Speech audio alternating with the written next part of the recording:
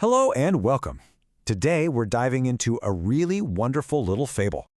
It's a simple story about a wise monk, his young student, and a mango tree.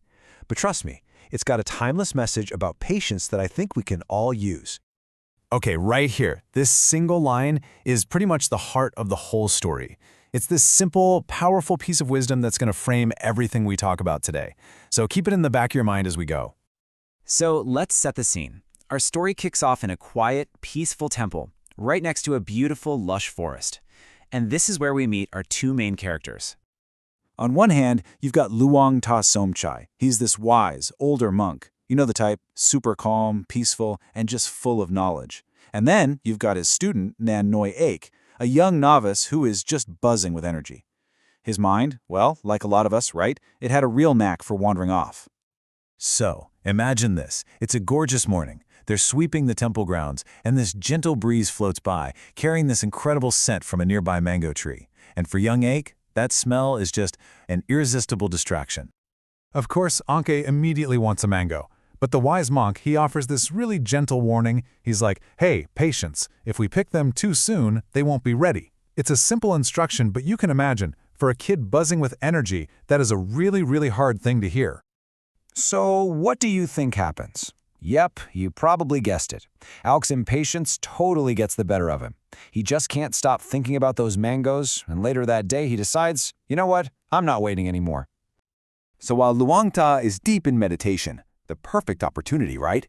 Aik sneaks off. He gets to the tree, finds a mango that looks good enough, and yanks it off the branch. He runs back so excited for that sweet taste he's been dreaming about. He takes this big, eager bite, and oh, the truth hits him hard.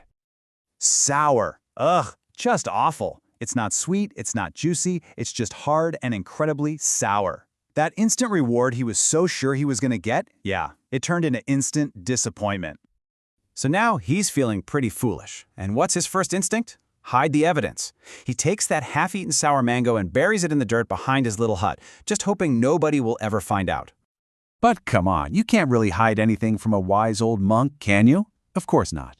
The next morning, he spots that little patch of disturbed earth, and sure enough, he uncovers the sad, half-eaten mango. Now, this part is so important. He calls the young novice over.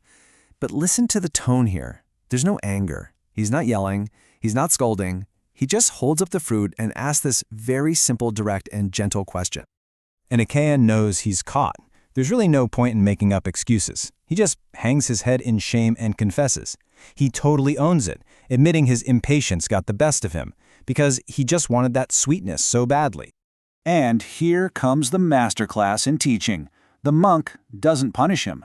Instead, he uses the sour mango as this perfect metaphor for life. He explains that all the good things, the truly sweet and satisfying things, they just need time. If you rush them, you're only going to get a sour result. So, this brings us to the whole point of the story, right? How do we take this wisdom and actually apply it to our own lives? Let's break down how this little fable turns into a really practical lesson. So what the story is really telling us is that patience isn't just about sitting on your hands and waiting around. It's an active kind of understanding. It's knowing that time isn't your enemy. It's actually a key ingredient in the recipe for something to become perfect, to become sweet. And this just lays it out so clearly. You really have two paths. You can rush, and you'll get the sour mango, an immediate, yeah, but incomplete result that always ends in disappointment. Or you can wait patiently, let things ripen, and get that sweet reward, a truly satisfying outcome that brings real fulfillment. And we're not just talking about fruit, of course. Think about your own life. In your career, right? Maybe it's about waiting for the right project instead of jumping at the first shiny thing. Or when you're learning something new, putting in the hours to actually master it, not just get by. In your relationships, it means giving people the space they need to grow. In almost every situation, resisting that tempting shortcut leads to something way more rewarding in the end. So, as we wrap up, that's the question I want to leave you with. Seriously, take a second and ask yourself, where am I being impatient right now? What goal, what project, what relationship am I trying to force before it's actually ready? What is the sour mango that you're reaching for when just a little more patience could give you something truly sweet?